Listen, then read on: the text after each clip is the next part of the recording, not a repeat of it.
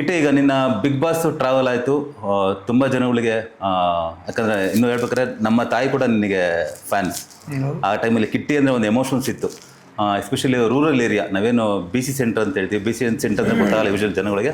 ಈ ಉತ್ತರ ಕರ್ನಾಟಕ ಅಥವಾ ಮಂಡ್ಯ, ಮೈಸೂರು ಆ ಕಡೆ ಎಲ್ಲ ಹಳ್ಳಿ ಸೊಗಡಿನ ಜನಗಳಿಗೆ ಕಿಟ್ಟಿ ಅಂದರೆ ಒಂದು ಇನ್ನೋಸೆನ್ಸ್ ಇತ್ತು, ಒಂದು ಮುಗ್ಧತೆ ಇತ್ತು. ಸುಮಾರು ಫ್ಯಾಮಿಲಿ ಗಲ್ಲಿಯಲ್ಲೂ ಕಿಟ್ಟಿ ಅಂದರೆ ಆ ಟೈಮಲ್ಲಿ ಹೆಂಗಿತ್ತಂದರೆ ಇವ್ನು ಗೆದ್ಬಿಡಕಪ್ಪ ಅಂದರೆ ಅಷ್ಟು ಒಂದು ಆಶೀರ್ವಾದ ಪಡೆದಂತಹ ಒಂದು ಕಿಟ್ಟಿ.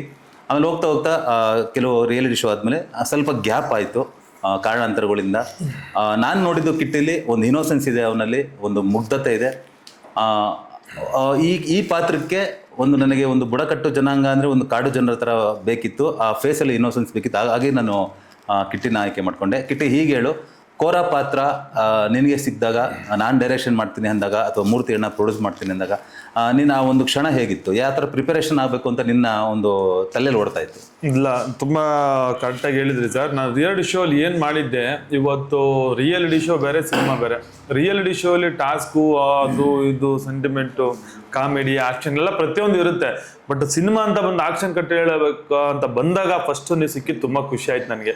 3 ದಿನ ನನಗೆ ಆಲ್ರೆಡಿ ನೀವು ಸಿಗಕ್ಕೆ ಮುಂಚೆಯಿಂದನೂ ಪರಿಚಯ ಇದ್ರು, ಟ್ರಾವೆಲಿಂಗ್ ಇದ್ದ, ನಾವು ಹಳೆ ಬಾಂಧವ್ಯ ಇತ್ತು. ಬಟ್ ವರ್ಟ ಶೋರ್ ಮಾಡಿದಾಗ ವರ್ಟ ಸಿನಿಮಾ ಎಲ್ಲ ನೋಡಿದ್ದೆ ನಾನು. ಆ ಕಣ್ಣಲ್ಲಿ ಕಣ್ಣನಿಟ್ಟು ಆ ಸಾಂಗ್ ಎಲ್ಲ ನೋಡೋದು ಏನು ಸಖತ್ತಾಗಿದೆ ಗುರು ಅಂತ ಅದೇ ಡೈರೆಕ್ಟರ್ ನಮಗೆ ಸಿಗ್ತಿರೋದ್ರಿಂದ ತುಂಬ ಖುಷಿ ಆಗೋದು.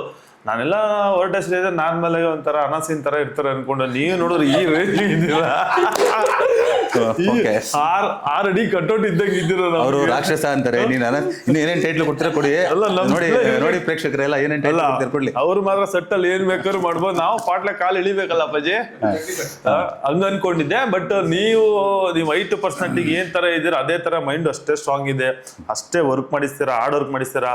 ಆಕ್ಟಿಂಗ್ ಅನ್ನೋದು ನನಗೆ ಫಸ್ಟ್ ಆಫ್ ಆಲ್ ಜಾಸ್ತಿ ಗೊತ್ತಿರಲಿಲ್ಲ. ಅದನ್ನ ನೀವು ಹೆಂಗ್ ತಗೊಂಡ್ರಿ, ನನ್ಗೆ ತುಂಬಾ ಟೀಚ್ ಮಾಡಿದೀರಾ ಎಲ್ಲ, ಪ್ರತಿಯೊಂದು ಹಿಂಗ್ ಮಾಡ್ಬೇಕು, ಯಾವ ತರ ಮಾಡಬೇಕು. ನಮ್ಮ ಮಠಾಣ ಕೂಡ ನಿಂಗೆ ಬಹಳ ಸಪೋರ್ಟ್ ಮಾಡೋದು. ಅದೇ ಹೇಳಕ್ ಬಂದೆ, ಮಠಾಣನು ಅಂತೂ ನನಗೆ ಅವ್ರ ಜೊತೆ ನಾನ್ ಮಾಡಿರೋದು, ಅವ್ರ ಸೀನಿಯರ್ 25 ವರ್ಷ 26 ವರ್ಷ ಸಿನಿಮಾ ಇಂಡಸ್ಟ್ರಿ ಅಂತ ದೊಡ್ಡ ನಟರ ಹತ್ರ ನಾನು ಅವ್ರ ಜೊತೆಗೆ ಮಾಡೋದು ತುಂಬಾ ನರ್ವಸ್ ಆಗೋದು. ಕೆಲವೊಂದು ಸೆಂಟಿಮೆಂಟ್ಸ್ ಇದು, ಒಂದು ಕಾಮಿಡಿ ಎಲ್ಲ ಅವ್ರ ಜೊತೆ ಹಿಂಗ್ ಮಾಡೋದು ಅನಿಸ್ತಿತ್ತು. ಬಟ್ ಎಲ್ಲ ತಿದ್ದಿದ್ರು, ಹಿಂಗ್ ಮಾಡ್ಬೇಕು ಮಗ, ಹಿಂಗ್ ಹೇಳಿದ್ರೆ ಹಿಂಗಿರುತ್ತೆ, ಈ ಎಕ್ಸ್ಪ್ರೆಷನ್ ಎಲ್ಲ ಹೇಳ್ಕೊಟ್ರು.